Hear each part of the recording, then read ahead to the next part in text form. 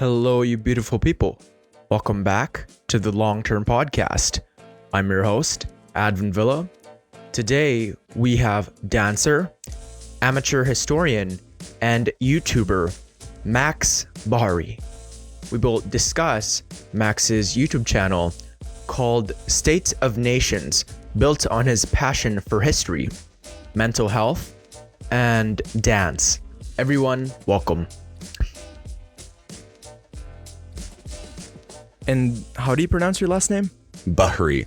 Bahri. Okay. I said Max Bahri. Bahri. Yeah, Is that works. okay? Absolutely. Yeah, I don't want to butcher the last name. That's Dude, okay. I've gotten Barry before. Like Barry? It's Barry, yeah. You can always do worse. Yeah, man. So welcome to the Long Term Podcast. Thank you very much. Thanks for having me. Tell me a little bit about yourself. So obviously I'm Max Bahri. I am a server / bartender right now. Not my ideal place. I do like serving. I like the interaction with people, but it does suck at the end of the day. I'm majoring in psychology and the arts. I'm minoring in Ukrainian. But I have so much passion for history, art, dance, music, all that kind of stuff, you know? Yeah, I know you've always been hyper focused on things that you've been interested about, because I know all the way back in high school, you did start the YouTube channel already. You were already in dancing. And how do you, sure, we can be passionate about certain things, but for my experience and just with the friends and family members that I've noticed, you can get really passionate about something, but then there are those days where, okay, you don't see as much improvement. How do you remain motivated?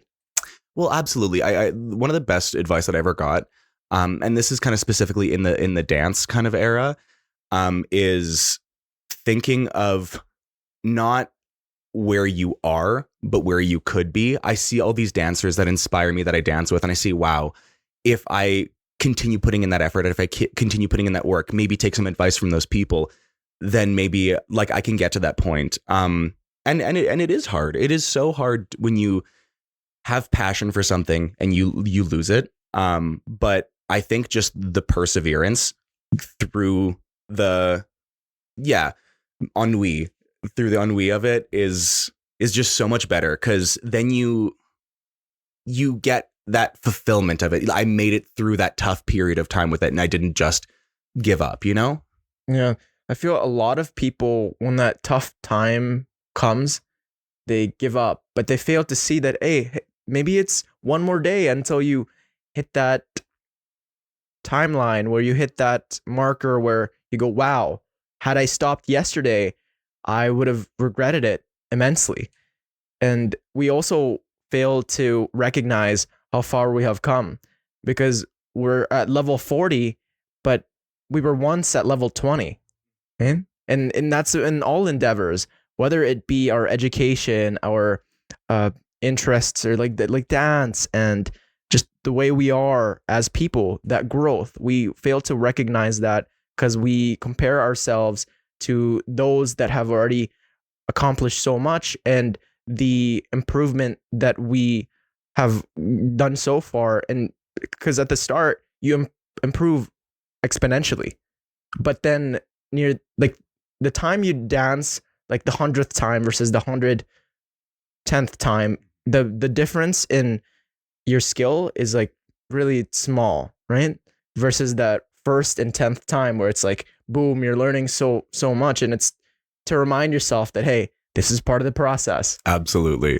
Yeah. And I think what also helps is having opportunities to teach. Like a couple of weekends ago, I was directing a workshop that was just working on like Ukrainian dancing tricks and things like that. And there's a lot of kids who, like, we would show them how to do these tricks and things like that, and they wouldn't be able to, and they just look so discouraged. And just that reminder of like, hey, I've been in my dance ensemble for 8 years now, right? And I still have so much more to improve, you know? But I have put in those 7-8 years. You guys haven't done that yet. So you can't compare yourself to the people who aren't even in the same place in life. You know, you have to give yourself the opportunity to get to that point before you give up, you know? Yeah.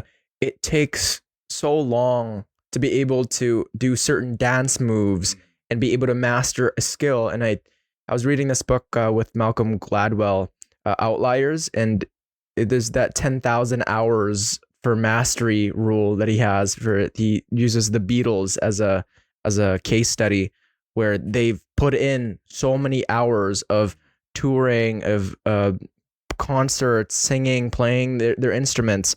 And when you're just starting out, don't get discouraged, right? Because there's always gonna be opportunity for you to grow. You sleep it off, you come back again the next day. You sleep it off, then you come back again the next day. And that's just part of the improvement. Absolutely. So let's talk about your YouTube channel, State of Nations. State of Nations, baby. What inspired you to start the State of Nations YouTube channel, and how did you choose the topics you cover? Well, specifically with the topics I cover, I want this to be a passion project. I find a lot of people lose themselves in the pursuit of fame and money. What inspired me to do this in the first place was I was just interested in politics. Through high school, my friends were like showing me, I volunteered for this political party, XYZ.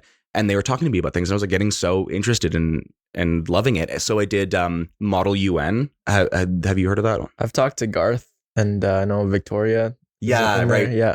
So the Model UN is really what inspired me, because I got Somalia the first year I did it. And I was like, okay, I'm trying to find easy, concise, consumable information about Somalia, but I can't. Why don't I just be the person that does that? Why don't I be the person that, like, oh, if you're looking for this really niche country and you're just interested in their history, why can't I just be that person that has it there for you? And for those of the listeners, viewers that don't know what Model UN is, can you explain? Yeah, absolutely. So the way that it kind of works with our school system is each school is given 1 to a handful of countries kind of thing. And you are given specific councils that have councils within the UN. And you basically just do like a little mock UN. The one that we do is through the local university. So you just take up a couple of their lecture rooms, and then your council discusses the topics that you're told to research beforehand from the viewpoint of your country. It's not your personal view. It's from the viewpoint of the country you're representing, kind of thing. You're given a dilemma, and you're acting like the council in Somalia instead of you. Exactly. Yes. Cool. And what was the exact problem? Are you allowed to disclose that? You remember? I have it in one of my notebooks. I remember one of the topics we were talking about was the pollinators. It was like, how do we fix the fact that like pollinators are dying out at such a rapid pace, kind of like thing? Bees? Yeah. Bees, butterflies, bugs, insects, So yeah, and that's such a weird niche topic to find Somalia's opinion on, you know what I mean? So yeah, like when you Google search that, I doubt there'd be anything that pops up. No, there really isn't. So you kind of have to think about it in a different way. You have to get creative with the way that you approach things. It's like, okay, what are Somalia's priorities currently? What is their internal focus? Do they have any like specific pollinators that are native that they could like even maybe export, turn into a profit kind of thing for the country? You know what I mean? Like African bees, or like this is years ago. I think this is 5-6 years ago. So don't take my word on it. But I think there's like African bees. They can deal with a lot more like weather conditions and things like that, So yeah, I don't know. So you really have to look into the budget of it. Like how much can Somalia handle to allocate their resources to this? Because there's also other things, like there's dealing with their poverty that they do have, dealing with the weather issues, natural disasters. Like, do you have enough funds to be able to propagate pollinators and be able to get manpower and labor and be able to get, I'm sure there's some bylaws that you need to approve of. And it seems like such a tiny facet of their kind of what they're dealing with, but it's actually massive. Like if you didn't have any pollinators, you wouldn't be able to like spread as much, like your crops wouldn't grow. Yeah, it Yeah, wouldn't like grow, you're like and people literally would starve. exactly, Yeah. exactly. What's your favorite State of Nations video that you've done? My favorite video that I've done. I think one of my favorite ones was on the Navy of the Cossacks, which are like the Ukrainian steppe warriors, basically. Because I thought that was it was really, really interesting for me because one, I'm Ukrainian, so it means, well, just I have that personal connection with it. But also these Cossacks, they raided the largest city, or like the largest city in Europe at the time, Istanbul, with this navy that like nobody really thinks about these people ever, in the terms of grand history, because a lot of their history was focused around not being consumed by Poland and not being consumed by Russia, basically. So the fact that they had the time and the skill to be able to have a navy, and not only a navy, but one that could raid one of the most important cities at the time. And I thought that was so cool, because when I think of Cossacks, I think of the steppe people. I think of they're riding horses with swords, like they're on the plains, not on the water kind of thing. So they were able to gather up all the resources to train these people to be able to for combats, and they have their own like ships for the Navy, right? Would that be Navy SEALs, or would that be like no, that? Navy SEALs is like a specific thing to the US. For America. Yeah. Right? This is just a Navy for that country. Yeah. And it's really interesting because one of the most powerful countries at the time was the Ottoman Empire. They owned Constantinople at the time when the Cossacks raided them. And the Cossacks were they were feared by the Ottomans for their navy, which basically considered the Black Sea.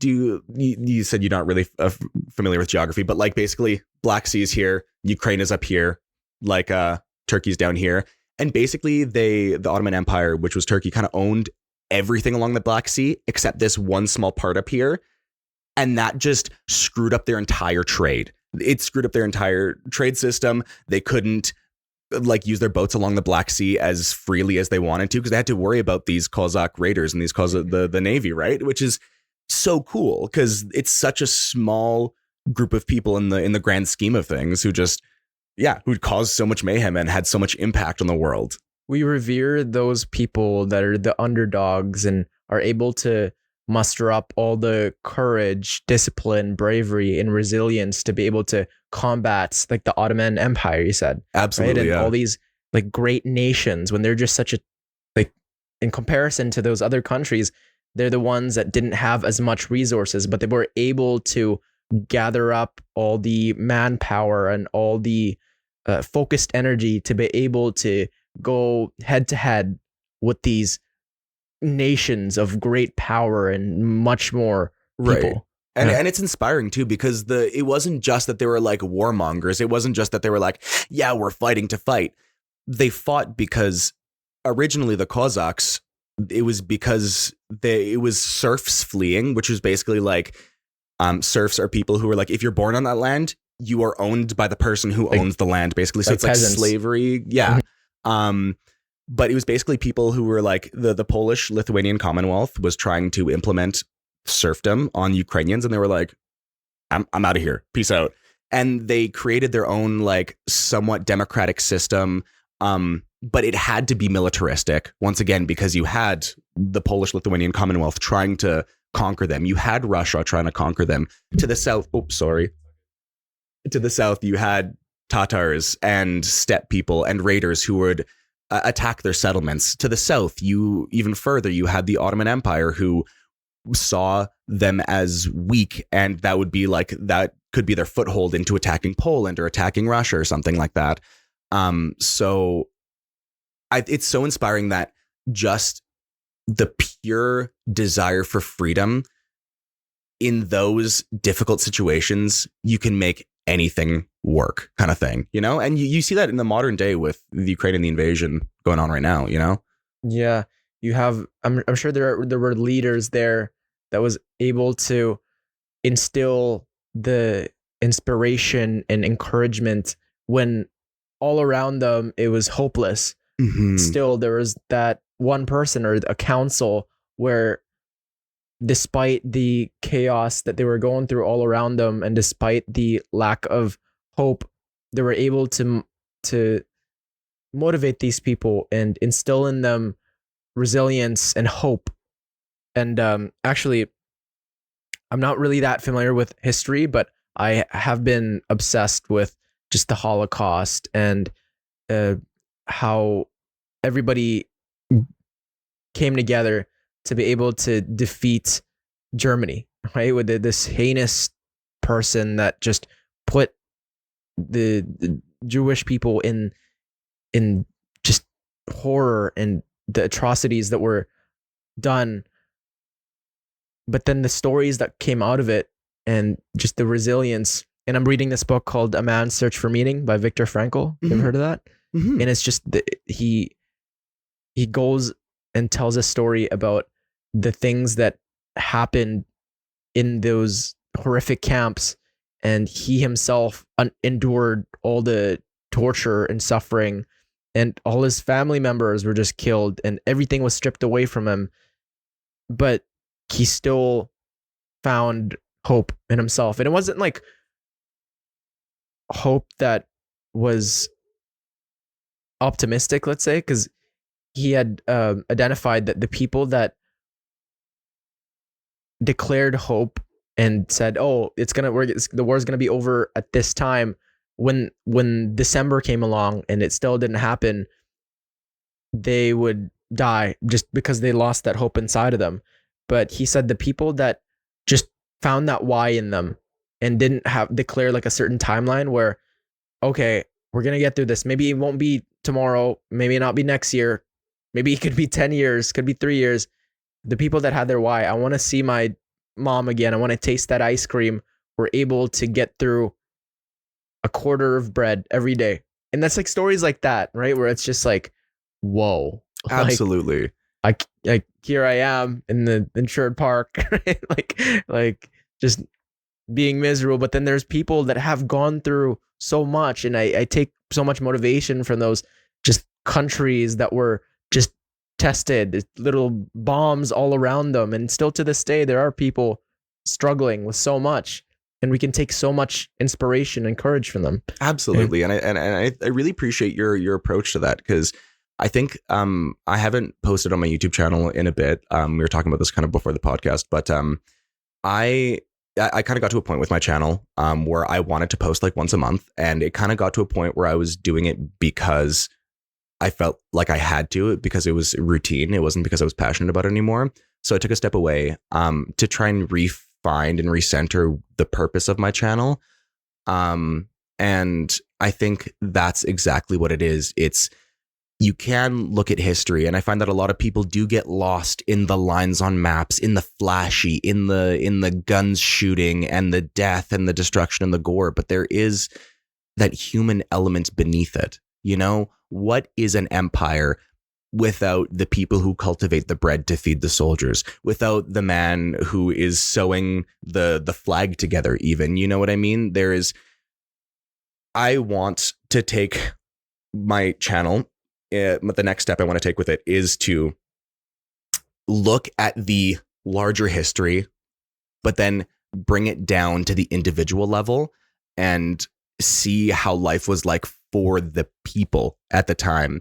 Because one of the things that like inspires me to keep doing better with my channel is this one YouTuber I used to watch. I'm not really a fan of him anymore, but JJ McCullough.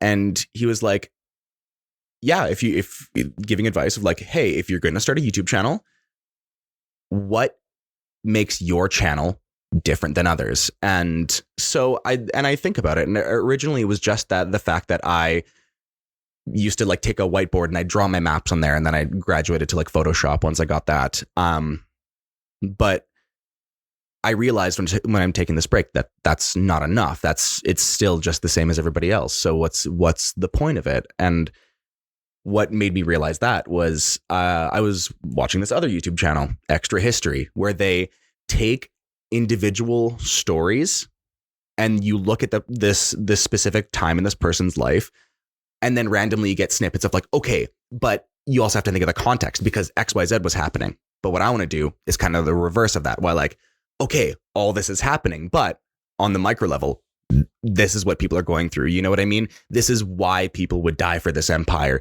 This is what life was like in peacetime, you know? Instead of looking at it in more percentage statistics, this is X amount of people died or X amount of people were soldiers.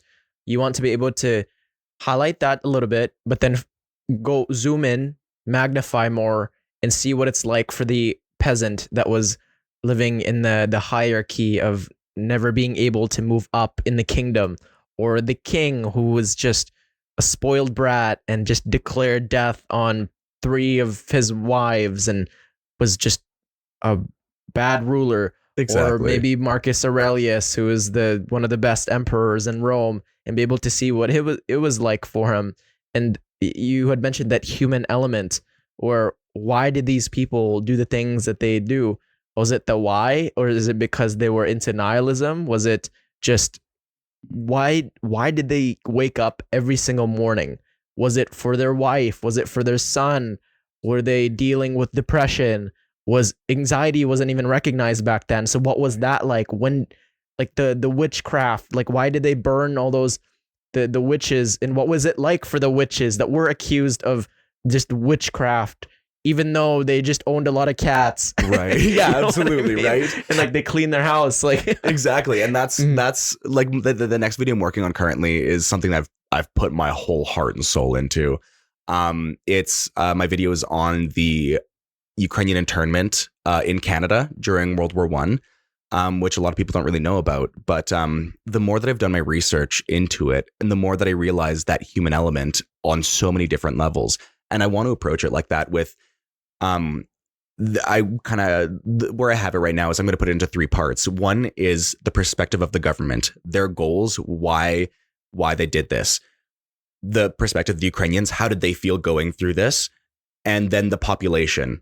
Because you can't make legislation without somewhat of the consent of the population. You know what I mean? Because if you're doing something that's so unpopular and then there's just like revolts or whatever, you know, obviously. So why did they let that happen, kind of thing? And yeah, I love adding that human element, making people understand what it was like to be there, kind of thing. Yeah, that's fascinating, man. I think you'll definitely succeed in this endeavor. You've done it so long, and there have been so many YouTube videos, and they're all of great value. And you just gotta, we're still so young. And I think the vision that you have for yourself and your passion for history is evident, and you can go in so many directions. And I think this new chapter and then this new 3-part video that you're going to release, it's going to be incredible. Thank you. And you just can't forget that, hey, who are you really doing this for? Right?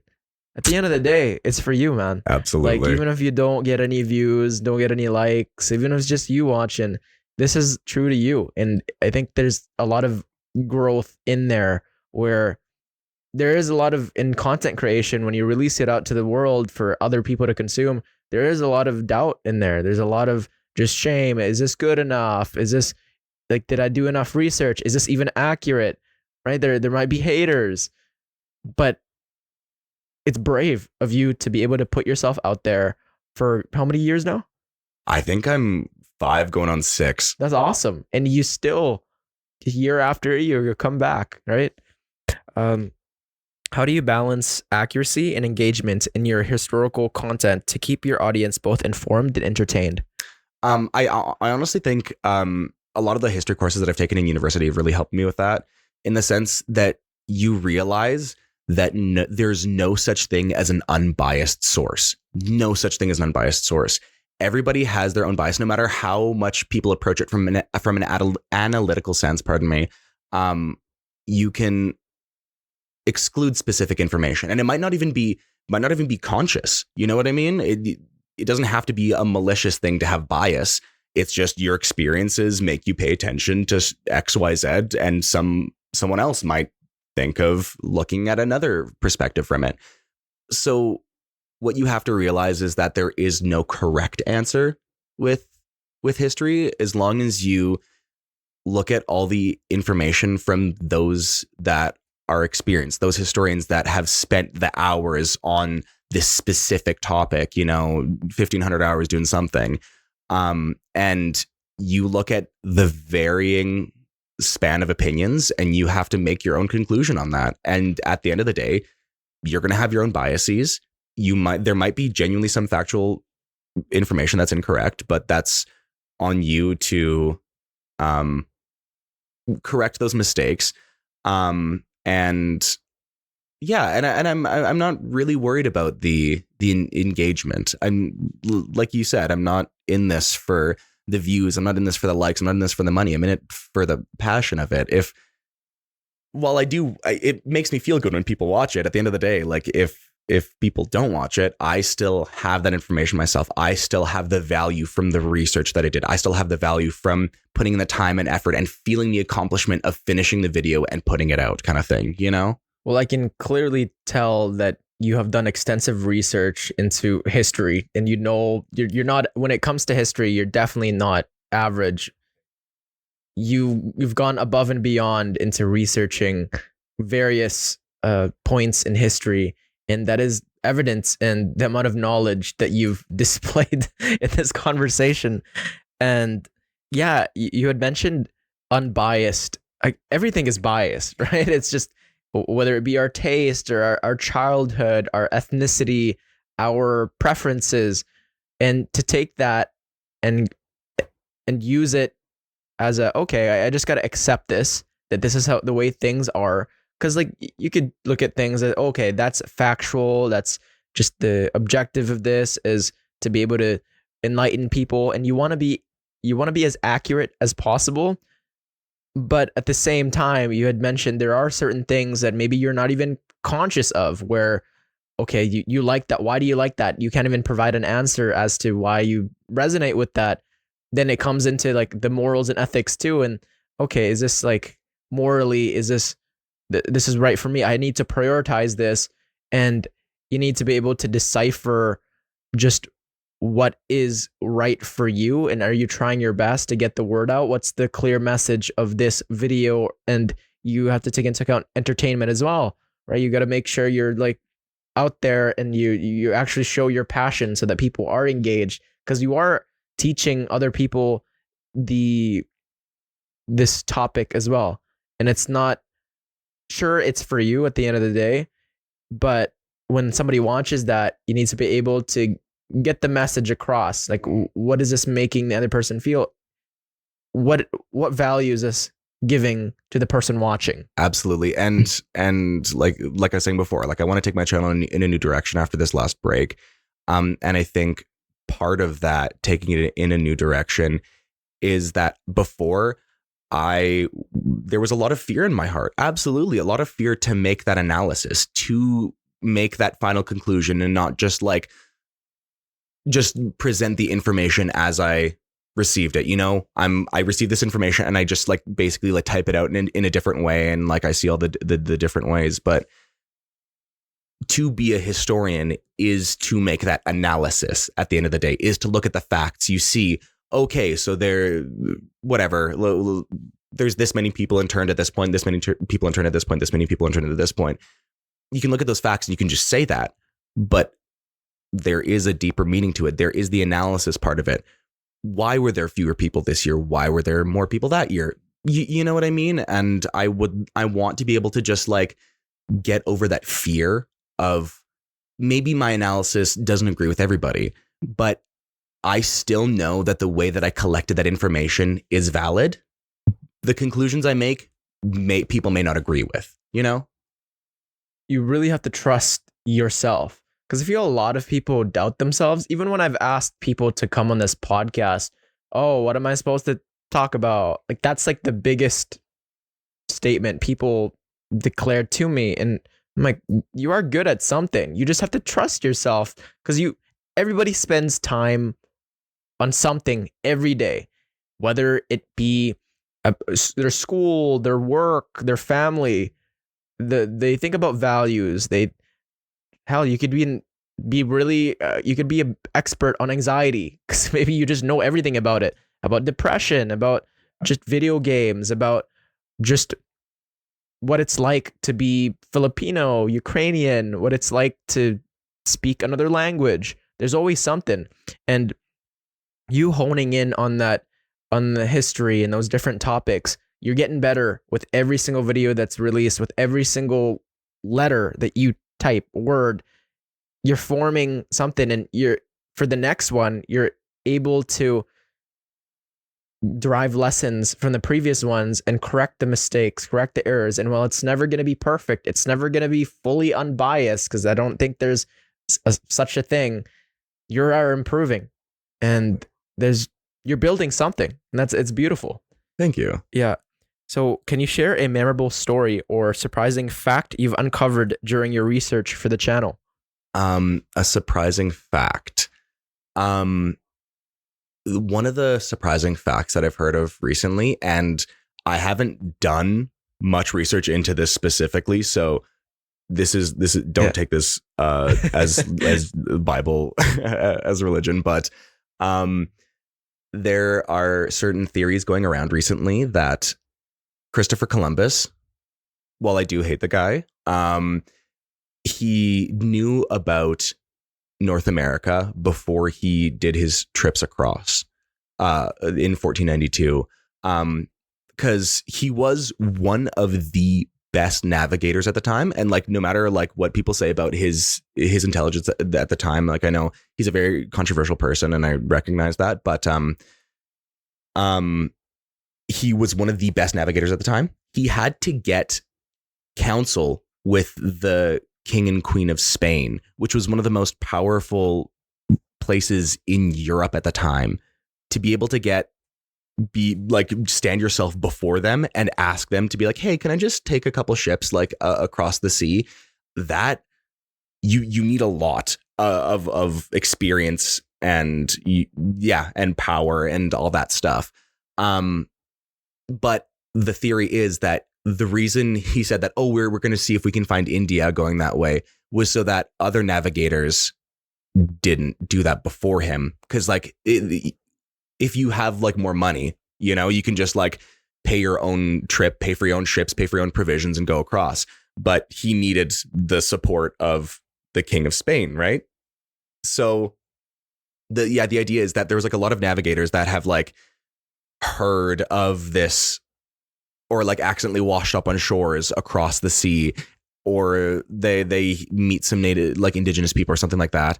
And those stories kind of like make their way back, like through like the fishers and through all the taverns, and people hear stories and things like that, and word spreads, and, you know, and I honestly think that Christopher Columbus knew about the New World before he even sailed across and said he was going to India, kind of thing.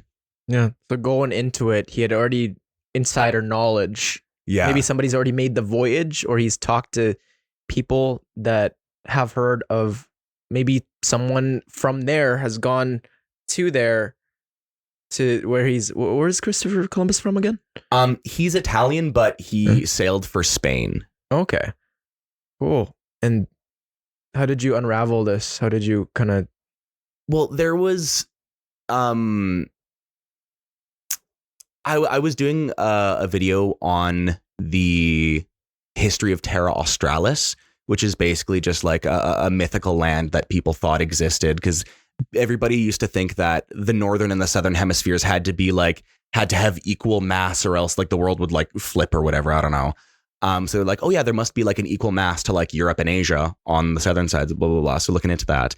And part of that was hearing these stories of maybe fishers that kind of went across, and hearing those kind of stories that maybe made their way through word of mouth, or looking at these maps where it says, oh, I forget what the word is now. It's been long enough that I can't remember off the top of my head, but they have this, there's a little rectangle at the side of the map, and it says like the name of the place. But when there is just like a small rectangle, that basically just means like, oh, that's an unexplored land. But people kind of thought that it was just like, oh, that's just like an island out there kind of thing.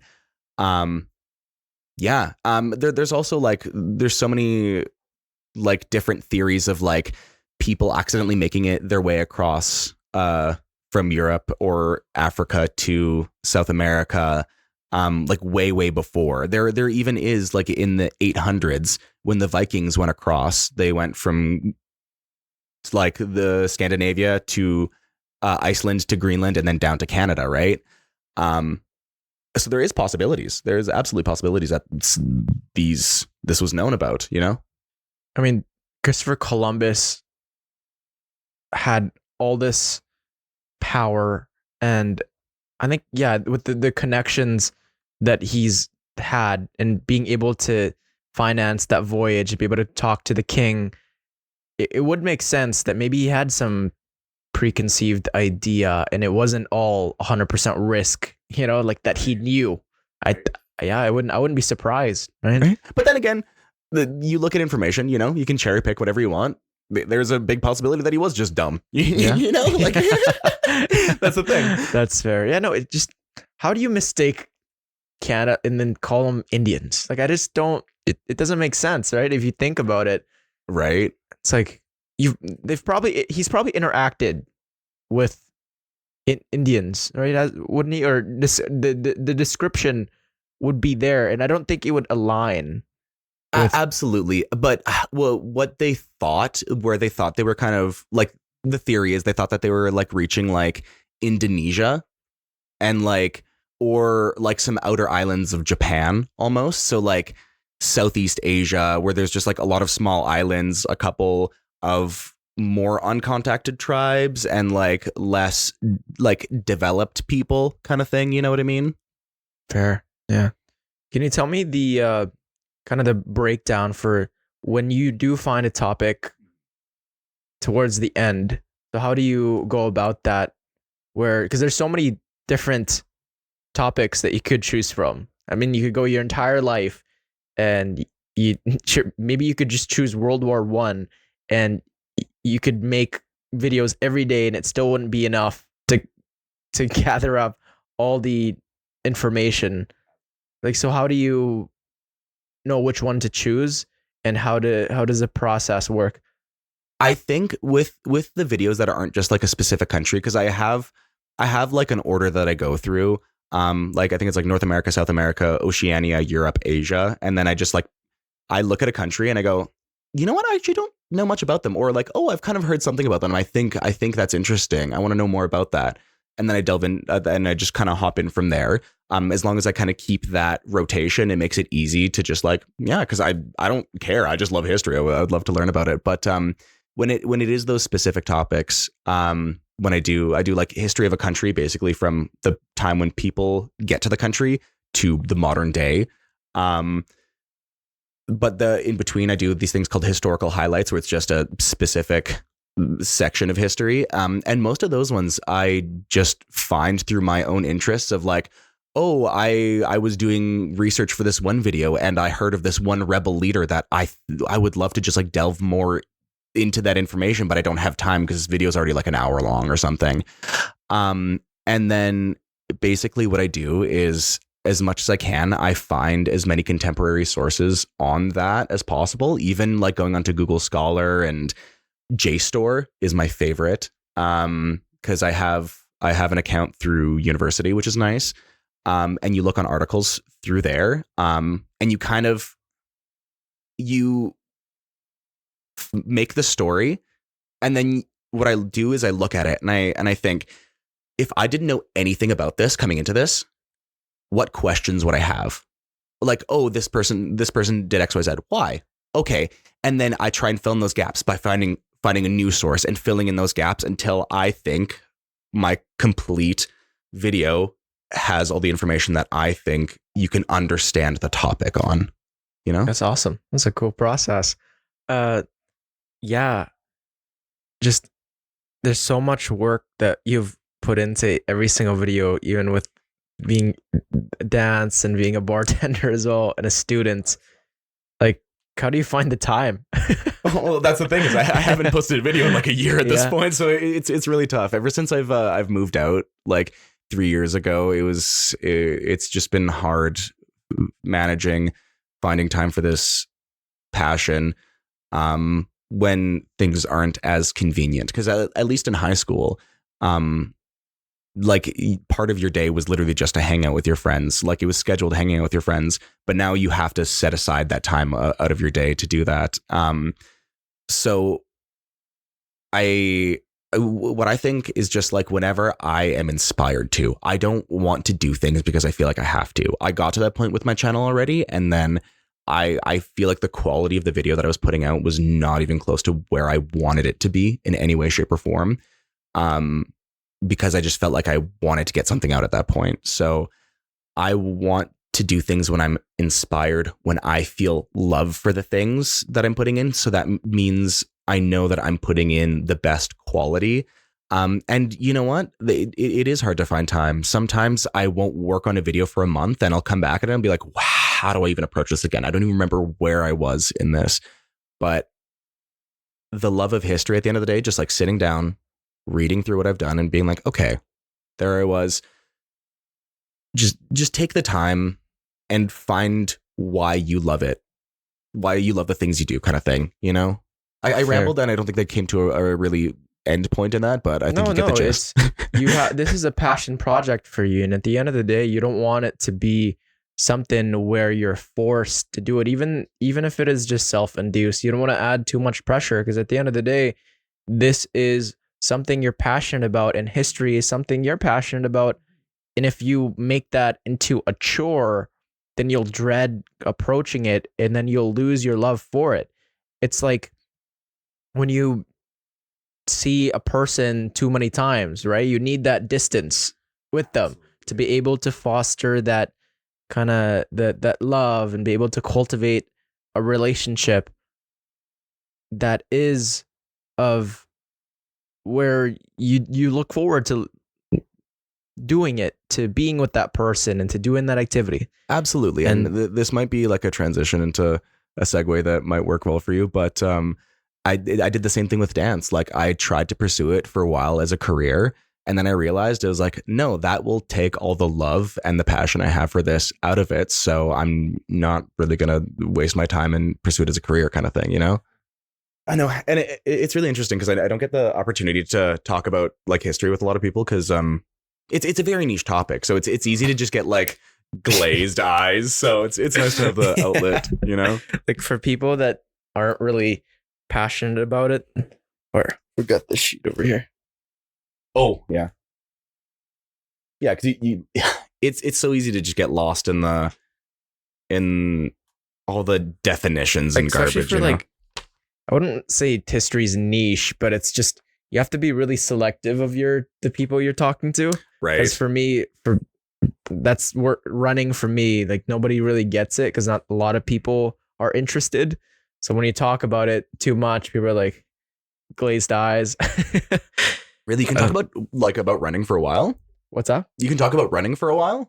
Yeah, I can talk a lot about running. Well, I'm just curious. Yeah. So we can get back to it whenever. You can talk about the recovery process. You can talk about just like the distances, the fast, slow muscle fibers, and just how it makes me feel and all these things about running. Cool. But yeah, it helps with my mental health a lot. So yeah. How has your passion for history and your work on the State of Nations channel impacted your mental health? Well, I think it wraps around back to that confidence thing of like there is no such thing as something without bias. So you have to be comfortable making a statement. And I do struggle a lot with what's that called when you don't believe imposter syndrome. I struggle a lot with like imposter syndrome and the fact that I always want to attain perfection, but I know that perfection isn't achievable. But in the back of my head, my brain is still like, oh, you're not perfect. Like you made a mistake. So don't be confident in what you do. Even though to err as human, making a mistake is part of what living is about. So I think just gaining that confidence as well. And also just realizing that some people are just like respectfully, some people are just dumb. Some people hear things and they will feed into their own, like the bad biases, you know? And they just like give hate or like, I made a video on Montenegro and a lot of the comments were like, oh, why did you make this video? Montenegro barely has a history compared to like Serbia. It's part of Serbia, blah, blah, blah, blah, blah, blah. And it's so easy to get caught up in the, oh shoot, did I make a mistake? Did I screw that up? But you can hear other people's opinions.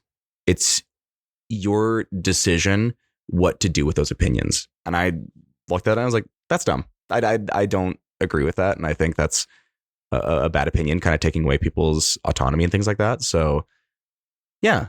Or you could Confidence. use those opinions to empower you to do better next time, or to be able to derive growth in yourself, to be able to trust yourself more, where you view that and you go, okay, that person's just being dumb. And to be able to trust yourself, and that builds in your confidence. Right. And I'm the same way, where I do these TikTok run posts, and Cool. sometimes there's just people that comment, why are you doing this? This is so dumb. And I'm like, what is this? I don't see you doing this, right? Exactly. Like, if you're the one putting in the effort, and if you had like a good following, no, you tap on their profile and they have 1 subscriber, no videos, and they're private. It's like, why should I listen to this person that doesn't really put themselves out there? You don't see the top YouTubers going in the comments and hating on other people because they just don't have time for that. Absolutely. But then again, there is the valid comments that a lot of the times it's in relation to pronunciation. But what that has done is, like you said, like I took those and I was like, you know what? I screwed up on this pronunciation. So I put a lot more time and effort into pronunciation, and it even has like opened up like a new interest of mine in like linguistics and how languages work and how similar languages are, and how different shapes can make different sounds in different places. And I'm actually going to start learning how to read the phonetic alphabet. You know, when you go in like Wikipedia and it's like, oh, dictionary, and then there's like a bunch of like hieroglyphics over next to it in like parentheses or whatever. I want to learn how to like read that, so then when I do go to like dictionary places, I can properly pronounce things, you know?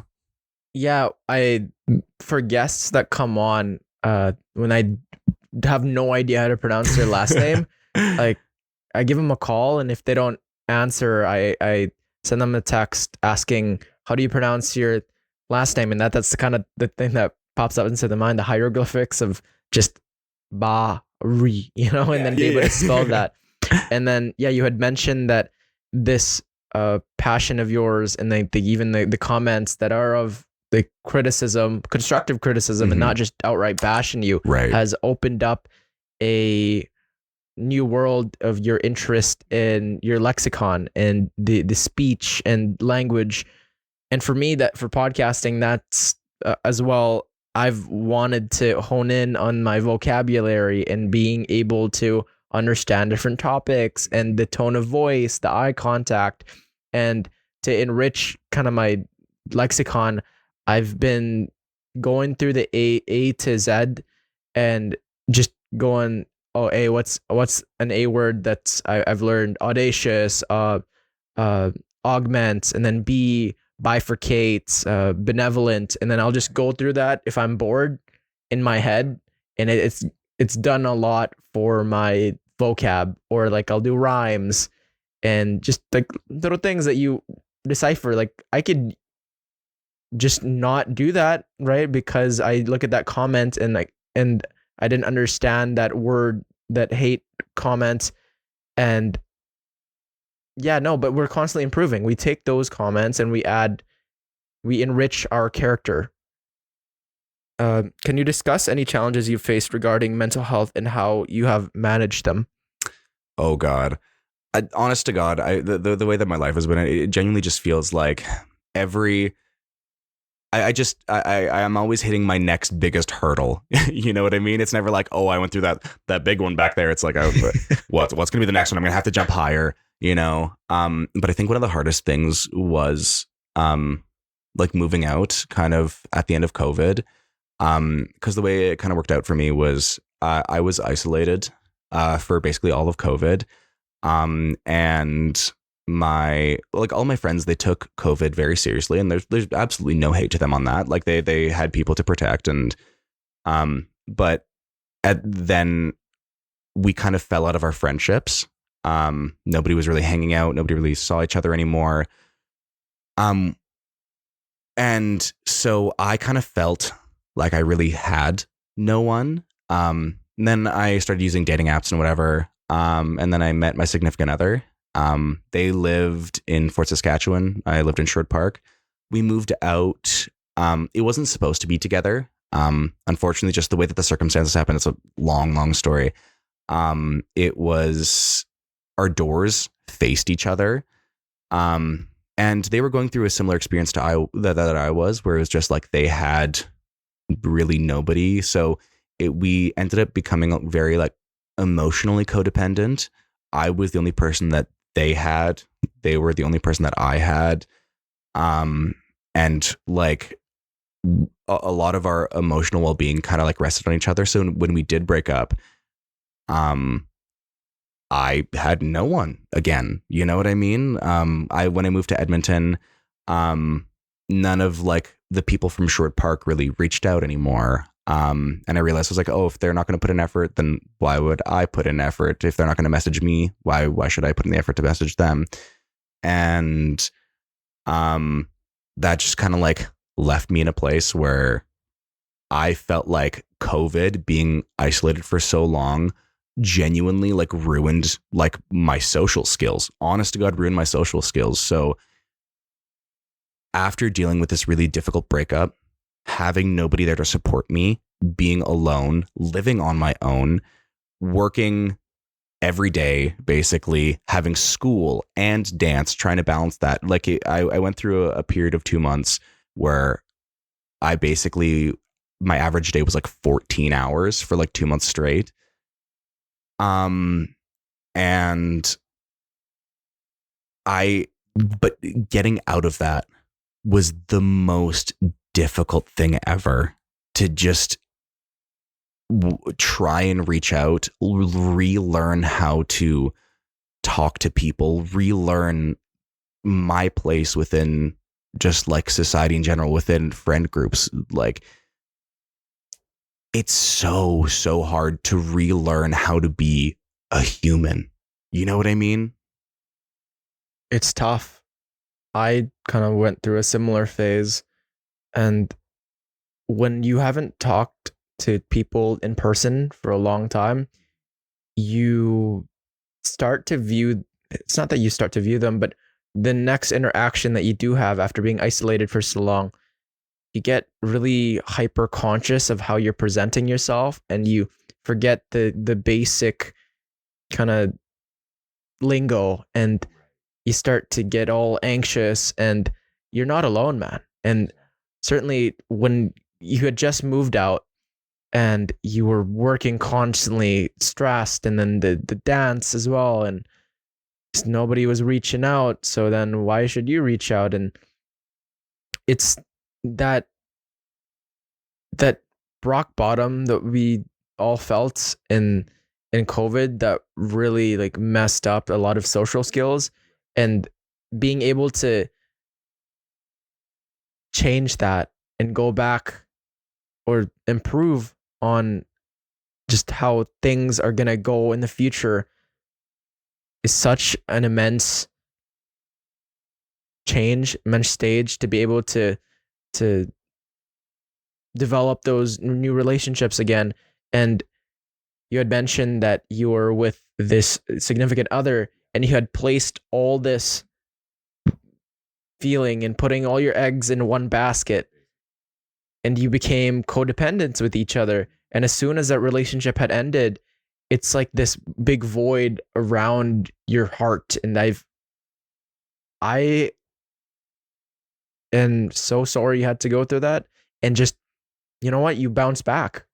Exactly. You bounce back, and now here you are. And we just had that high school reunion, and right. Everybody was so social. You were bartending, and your social skills are just, they're way above average. And now you're here. You're gonna start the YouTube channel again. Right.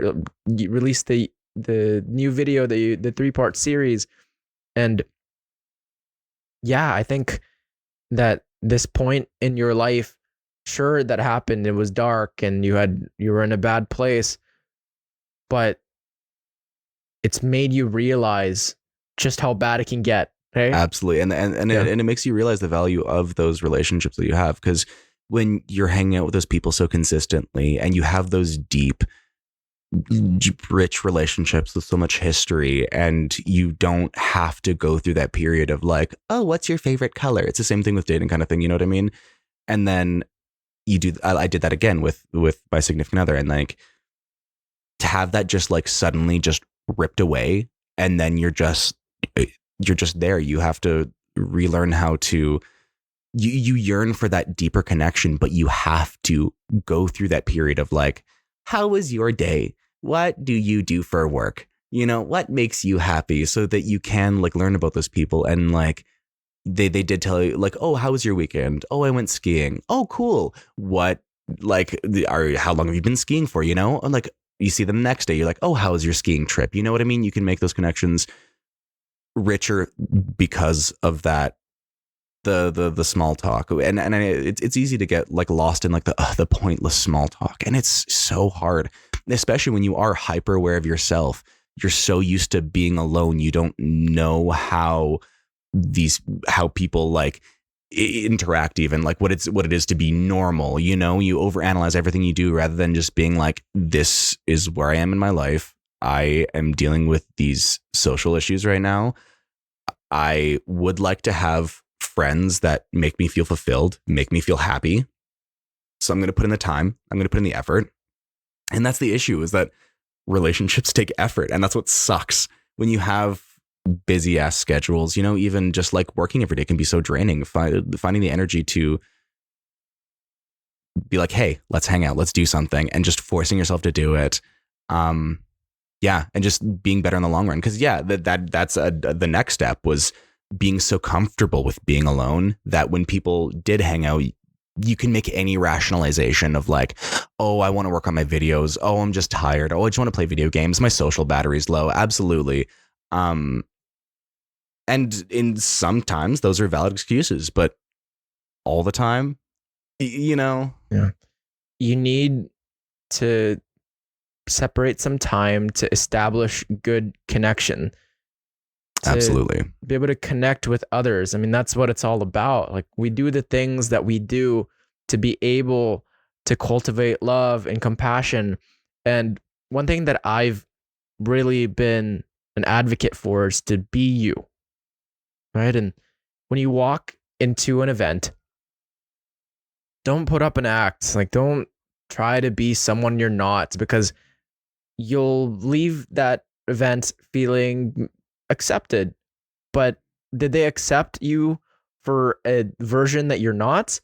Or did they accept you because that's who you are? right. And then you put yourself in those cycles of putting this wall up, trying to be this person that everybody likes.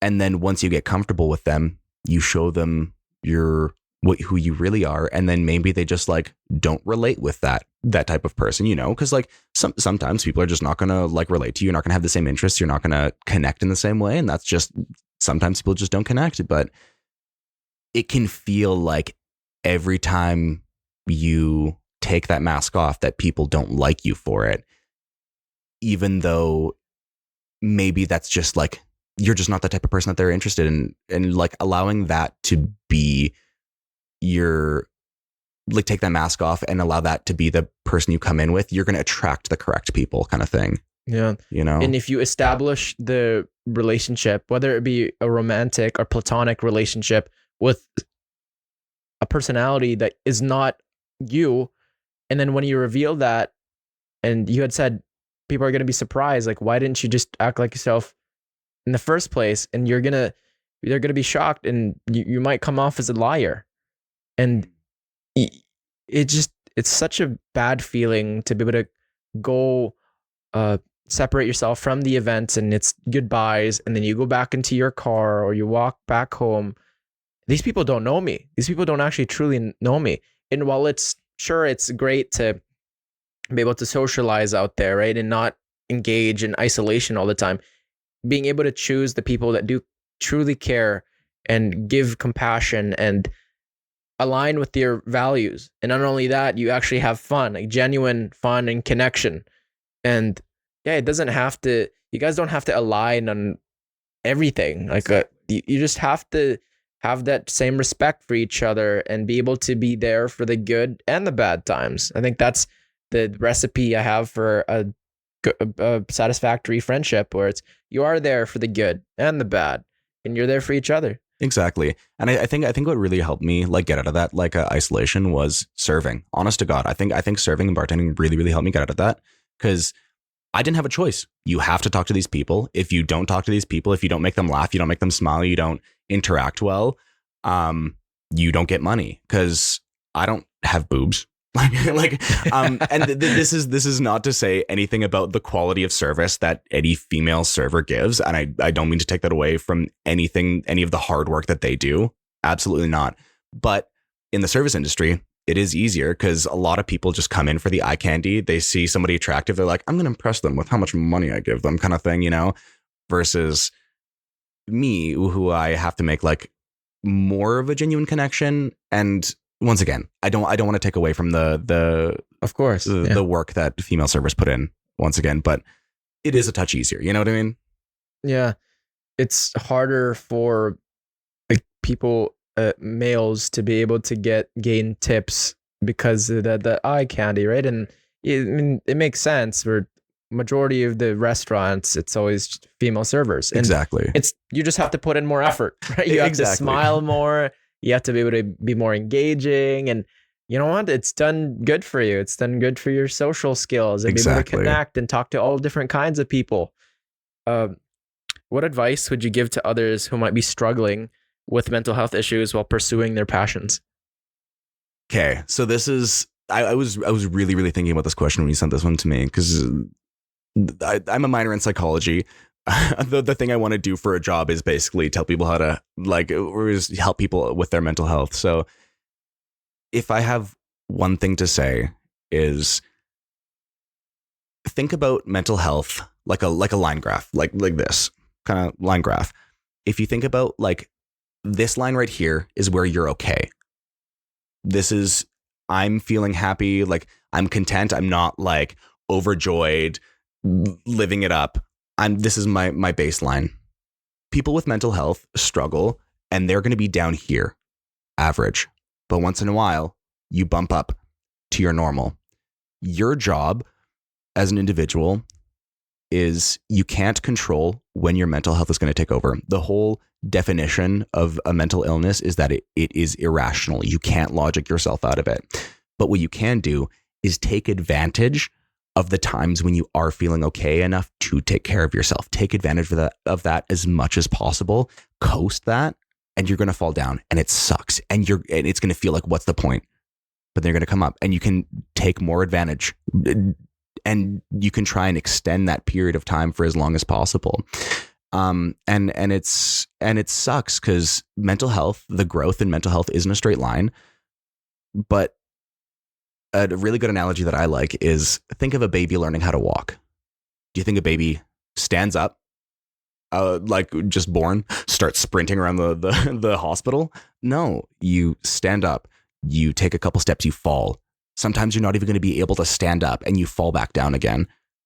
But now we're at the age where we're no longer children. We're no longer like babies learning how to walk, and it's just natural. It becomes natural, you know? You don't have to think about left foot forward, right foot forward. You can just stand up and walk. You have to focus on gaining the muscles to hold your abdomen in so you can stand straight up above with your hips right underneath you, you know? And if you treat mental health the same way, it's going to be great, you know? And, you know, you may come to a point in your life where you slip on some ice and you break your ankle and you can't walk again. You got to learn how to walk again. You know what I mean? You have to put in that time, and it's so hard not to get discouraged, because it can feel like, what's the point? Why not? But if you think of it like that bar graph, like I was saying, you're down here and you go down and then you go down, but it's like it goes down, but then it keeps going up, and your average becomes a lot better. Your average becomes a lot happier. Yeah, that's my advice. Automatic and effortful processing, where at the start, when you're engaging in a new activity, whether it be an instrument, whether it be a new math formula you're trying to get at, counting if you're young, multiplication. There's going to be a lot of effortful processing at the start, but over time it's going to be automatic the more you put into it. And if you engage mental health that way as well, where at the start it's more effortful, and you need to be able to learn how to be happy and cultivate a life where, okay, I'm feeling this emotion. How do I bring myself back to the baseline or even go further? Okay, maybe it's friends, maybe it's working out, maybe it's dancing. And over time, it'll just become habit, to which, okay, maybe you hit a big rock bottom and boom, you go back to the effortful processing. So the next time you go into that rock bottom again, maybe you'll go lower. You know, you have these tools to be able to come out of it alive. Did I absorb that correctly? Absolutely. And like, I think the answer to the question of what's the point if you are just going to keep cycling back into the depths of the lowest parts of your mental health. And some people, you can never get out of that cycle. Absolutely. But I think just getting to the point where you can, even for a period of time, just make it not effortful. It becomes habit. I think that should be the end goal for people. And you know what? Those first steps can be absolutely tiny. I suffer so hard with dissociation. And one of the biggest things that got me started to work on my mental health was I used to like walk to work every single day. I still do. And I would just try and notice one new thing on my walk every day. Was this bench shifted over a little bit? Did that tree get like run over by a car or something? You know, like small, simple things that made me feel more connected to the world around me. And I feel like finding where you're struggling and finding just literally just any small tiny step to take you closer to that baseline, to take you just anywhere that's not at the bottom, that's fantastic. Like I said, simple is quite literally just thinking about something but not being able to do it. Like, I really want to talk to these people, I really want to make friends with them. Having the intention in and of itself and trying to push yourself towards it, even if you physically can't make yourself do it, the fact that you had the intention in and of itself and you continue to push yourself, eventually you're going to break that threshold. Eventually you will, if you continuously tell yourself that. And for a long time, I honest to God thought that affirmations were dumb, but that's because I wasn't thinking about it correctly. I was thinking about it just like somebody's just saying words at me. But no, it's about believing the words too. Those affirmations to yourself, even if it is just, I want to talk to those people, I will talk to those people, I will make friends with them, and you don't make friends with them, you never see them again in your life. Okay, whatever. Like your life isn't any different because of it. But when you do have the chance to go up to them and you talk to them, and maybe it's clunky, you know what I mean? But you made it that much further, you know? I don't know. Mindfulness. And then it's mindfulness. Yeah. Being able to recognize the efforts, and it's going to be tough at the start. And you had said it might be clunky approaching those people, and sure, maybe you'll be awkward. Maybe they'll be mean. You did your best, and you do it again the next time, and you do that over and over, and you have all these tools like your walk to work where you recognize something different. You're connected to the world. You have a role. You feel there is a role for you despite the chaos that is erupting all around you. There is hope. And I was the same way, where I thought affirmations, like, that's for hippies and that's for people that aren't confident. And I'm confident, but I was just lying to myself. Right? I was just insecure, and I thought that, oh, I'm better than that. Meditating, like, that's what I do now all the time. Journaling, that's like, that wouldn't make a difference. Like, I'm good. I'm in Sherwood Park. I have some friends. Like, but then it's not until you actually hit that dark place where you go, okay, I've got no better choice. Right. Maybe I'll try this affirmation thing. Maybe I'll try this mindfulness thing. Maybe I'll cultivate a headspace where it's not all nihilistic and it's not all negative, and you do resonate with the self-fulfilling prophecy where, okay, I'm going to create my chapter. I'm going to write my own destiny, instead of going, it's their fault. It's never, you never accept any responsibility, where it's like, okay, no, I'm responsible for my own happiness. I'm responsible for everything that happens, all my efforts, drives, passions, connections that I make. And it's never going to be perfect. It's never going to be perfect. But it's accepting the good and the bad and being able to move forward despite how much chaotic life gets. And you had mentioned that every year there seems to be more and more responsibility with school and the bills to pay, and life just doesn't seem to have a pause button. But being able to cultivate people that are of like mind and being able to bifurcate lessons from the bad and the good, and being able to grow with each passing day, even if it is an awful day, right? Even if it's like the worst day you've had in your life, there is a lesson to take away from that. And you need to be able to strengthen your mind and will and be able to highlight on all that you've accomplished, because every day there's beauty. And I do not like people who advocate for cynicism and nihilism, because if we all believe that, how are we going to survive? If everybody's like, oh, okay, everything's evil, it's everything's everybody's fault, life has no meaning, and I'm like, I can't. Okay, sure, maybe it doesn't actually, we're just on a floating rock, but I don't think that would do best for people's happiness. And I think that feeds into like the opposite of what you're just saying, is like they take on too much responsibility. They focus so much on that, like, I can't do everything to fix everything in the world around me, or just hyperfixation on the mistakes. To err is human. That's like, I love it. I love that saying, to err is human. Because yeah, everybody's gonna like make mistakes, but you are not defined by the mistakes that you make. You are defined by how you, one, react to them, and two, by the good parts of your life too. Just because the more embarrassing things, the more angry, they might be more poignant in your memory. What about the times between your frustration, your anger? You know, what person were you in between those specific small points in your life? You know what I mean? Don't let those small points define the entire thing. Yeah. Yeah, we hyperfixate on the negativity because it's so powerful and it's so palpable. It's just, we feel it deeply, but then we neglect the positive interactions.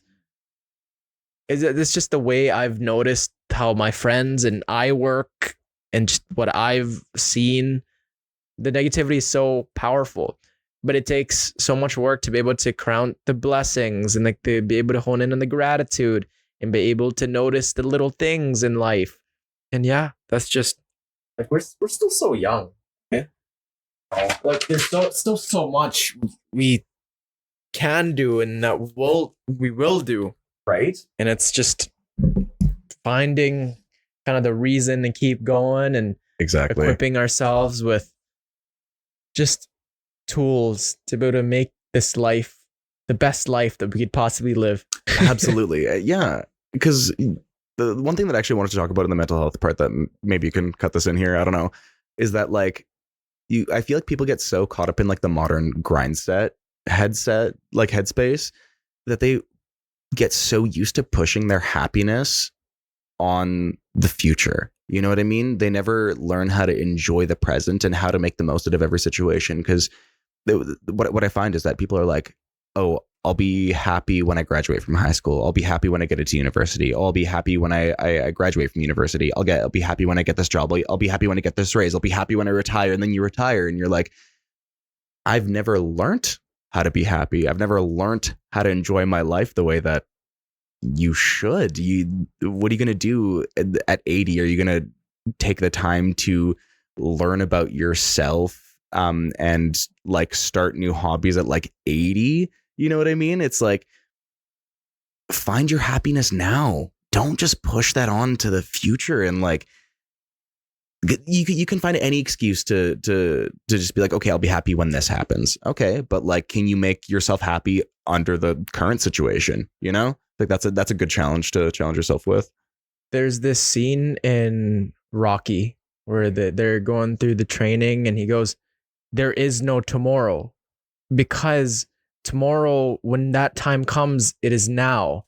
And when you go through life and you're constantly telling yourself that, hey, next year, once I'm done, I get the certification or I get this degree, or when this person finally agrees to be with me, or whatever goals that you want to achieve and strive for, once you get there, you're going to establish another goal, and you wouldn't have enjoyed the process to get there, because 99% of everything we do is the process. And the results, when you see that athlete on the podium, when you go through the stage in high school to get your diploma, to get your degree, to that relationship that you've cultivated, and you guys are married, the steps to get there is 99%. And if you're just expecting to be happy once that time comes, maybe you'll be in cloud nine. But 99% of the marathon, it's the training, and to be able to run there, the finish line is it's less than 1%. 100%. And that's why whenever somebody asks me like how long I've been dancing for, I say my entire life. Because straight up, like my father is my dance teacher. My mom used to be a dance teacher, and like when I was a kid, they used to like literally stretch me and like get me ready to like dance and whatever. So like, yeah, like if anybody ever is like, oh, how long did it take you to like learn this dance? How long did it take you to make this video or anything? And my whole life, everything that I've been doing has led up to this point. And that's also why I hate when people say like, oh, you're so talented. I hate the word talented. Obviously, I'm not going to be like, oh, don't say that to me. Like, you're a dick for that. No, but it's because I feel like it does take away that hard work. It implies that you just did it. You know, it implies that you didn't put the blood, the sweat, the tears into every second of what you're doing. You know what I mean? So, yeah, maybe that kind of segues into the next topic of dance kind of thing. Like you've worked for this. And there's actually been a lot of research on effort-based compliments versus just innate ability compliments. When you compliment someone on being smart and on being intelligent, they're just intelligent. They're born with that. But when you tell someone, kudos to you for working tremendously hard, you're a hard worker, you are a person that has a lot of grit, that inspires someone that, hey, it's not all just because of I was born with it. It was because I worked for it, and change is possible. The more effort that I put in, the better the outcome will be. The less effort, the less chances of success. And how did you first get into dance, and what styles do you specialize in? Well, I think I kind of answered the question a little bit already, but like, I was basically like born to dance, you know, going from the talent thing. Yeah, blah, blah, blah. But, I started with like Ukrainian dancing specifically. My dad was teaching at this one company. So like, obviously like I danced with that school and whatever. And then as I grew older, some of my friends got into dance at a different studio. So then I started doing like lyrical, jazz, contemporary, tap for a little bit. So like my grade 11 and grade 12 years, like by the time we got to that point, it was 7 days a week of dance. You know what I mean? So, yeah. So I currently specialize in ballet and Ukrainian dancing. Those are my strongest, but I could whip out some contemporary or lyrical if I was given the opportunity. Yeah. It's awesome. So you had, ever since you were a young kid, your family had already cultivated this passion. And like, when you're a kid, like you just go with what feels natural to Exactly. you. And that's just, I know with me, my dad was super into just video games. And cool. That's the way we connected. And that's what in movies as well. And that just becomes a part of you.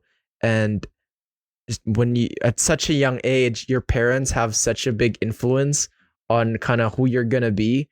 And my dad had uh, complimented me and the grit and hard work, and that's kind of going back to what we talked about, where even with running for me, just I take those qualities, and I really appreciate the effort, because I wasn't just born talented, right? This is all from hard work and all the late nights with choreography and the moves that you make, and then having that mental work of, okay, how is this gonna play into the grand scheme of things? And when I dance with this person, like, how are they gonna fit into this role? And it's truly beautiful how everything can come together just based on all these things. Hey, your parents had to deal with it, like your mindset and kind of your belief on it, your passion for it. Right. And it does help. Like it wasn't like dance was my only thing that I did. Like my parents did like put me in soccer, and like I tried out for the basketball team, and like they did things like that. But dance was the only thing that I really connected with and wanted to stick with, even though like I maybe wasn't as expressive about how much I liked it at the time when I was younger. Obviously you're a kid, you don't really know what you're feeling or whatever at that point, but it's the only thing that I really kind of stuck with, despite like maybe like whining about like, oh, I'm tired, I don't want to go to dance today or whatever, you know? Yeah. But so the parents forcing you to go to the practice, and I used to do guitar and singing lessons, and the days where I didn't want to go and my parents still drove me, I'm thankful for those times, because it's taught me, hey, just because I don't want to do this activity doesn't mean I shouldn't do it. If anything, it's a sign that I should do it. In what ways do you find that dance complements your work as a historian and content creator? Well, I that is like one of the easiest things I feel like I could answer right now. It's like I feel like the dance is that connection that I was talking about earlier with the larger history down to what it's like for the individual. Have you ever heard of the term folklore? Folklore? Folklore. Just like stories back then. Yeah, like a lot of people consider folklore as like those fairy tales and things like that. But folklore is more just like the physical representation of culture kind of thing. So like I wear those traditional costumes and they have the meaning behind them. And like, especially with the war going on, it just means so much to me that I can represent this culture, this thing that means so much to me, and the thing that I've put so much blood, sweat, and tears into. So I feel like it doesn't feed into the interest in history. I feel like the streams do cross in that. I feel like, yeah, this is the representation of the culmination of history, basically. Like there's been these people who have experienced these lives, and from that, there's these dances that were created, and then from those dances that represent their daily lives, it was made into a more academic sense, and now I'm presenting that more academic sense. I'm showing what it was like for these people in these different regions of Ukraine, because the way that Ukrainian dancing works is that like it's basically split up into like regions like Canada, like Alberta, Saskatchewan, whatever. But each of these regions has such a different geography and has such history behind it and has so much influence from the people around them that there is so much variety between the peoples in Ukraine. Obviously everybody feels Ukrainian though, but so there's different styles of costumes. There's different embroidery patterns. There's different steps. Like you can't do like a certain spin in this other region or else it's not authentic, kind of thing. And I really feel like being that representation of history, that representation of culture, that representation of a people really means a lot to me, you know? You should do a video on the evolution of Ukrainian dances from like the inception of it, if you can even go that far, to what it is today. Absolutely. And yeah, the expression that people have on their faces when they are dancing, and the outfits they wear, the different embroidery and the designs, there's so much meaning to it.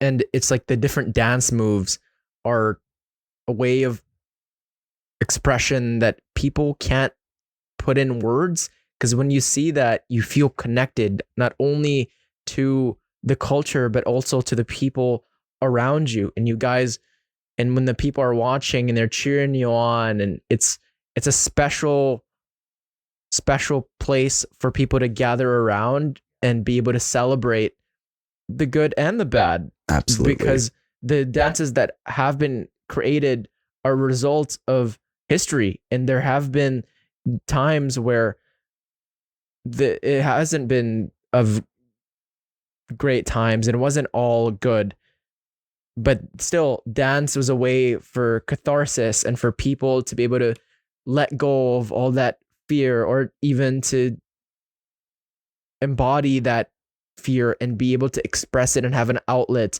and the joys, like the good times. Absolutely. Yeah. Did I kind of absorb that correctly? 100%. And like another thing that my artistic director says is like, people would be doing this dance after your hard day of field work. You just finished like sowing the seeds. You've been cutting down trees so hard your hand can't even open up because you've been just working so hard.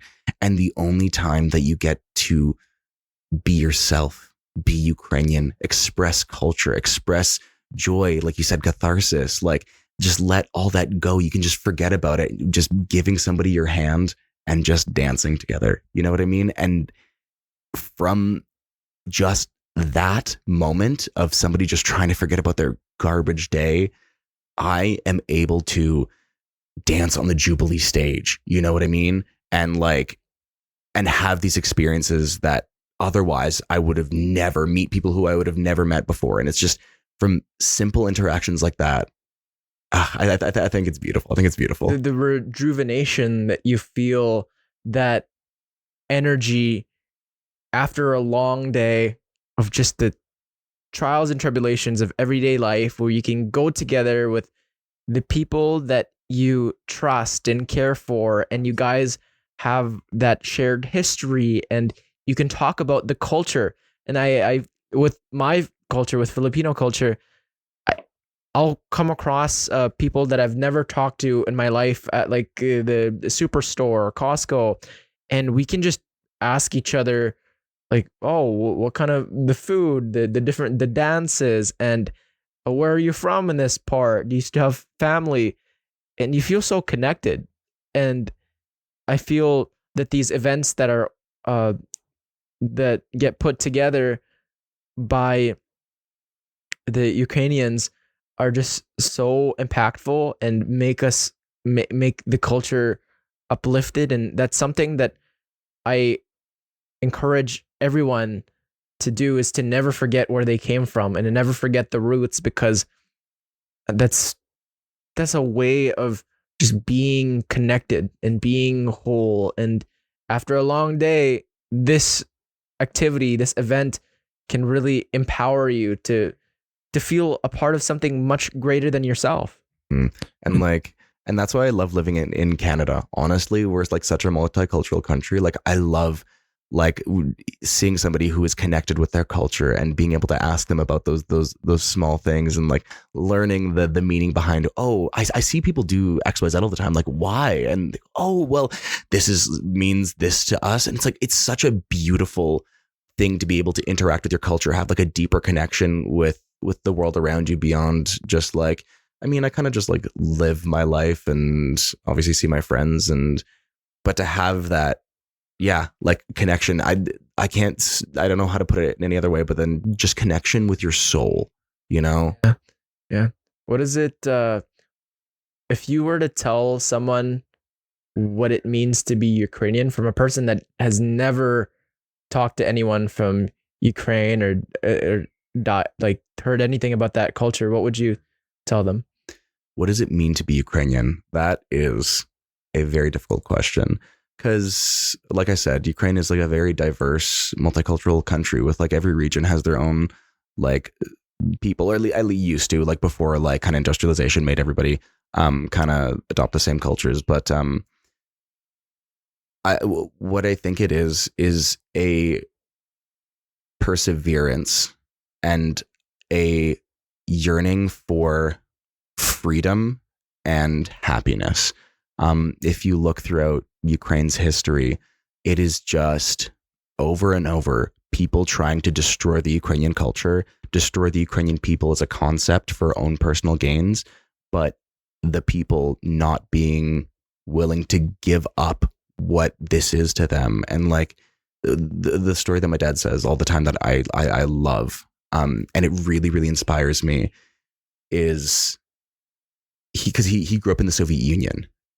Yeah, he was born 1962 in the Soviet Union, where it was illegal to sing specific songs in Ukrainian because they were like considered nationalist, anti-Soviet. So if you were heard singing these songs, you would be arrested, fined maybe. I don't know this is specific repercussions at this point, but he said that there was this at the end of this wedding he was at.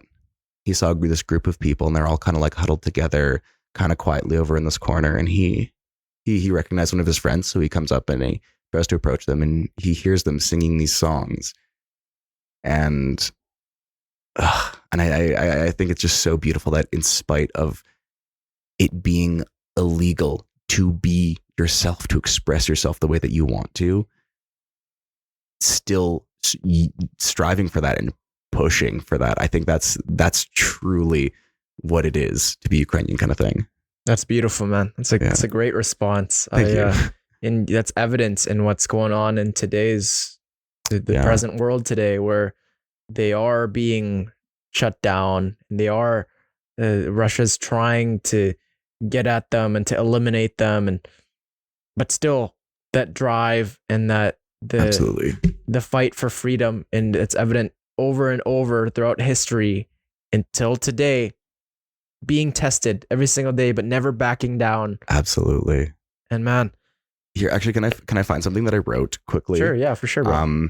It was like right after like Russia invaded Ukraine. It's so difficult because if you look at the way that Russia's invading, it's so clear that they're trying to get rid of they're trying to get rid of Ukrainian culture. They're trying to get rid of Ukrainians as a people, because like if you go to the territories, there is over 100,000 children that have been abducted from occupied places in Ukraine and taken into Russia to be re-educated.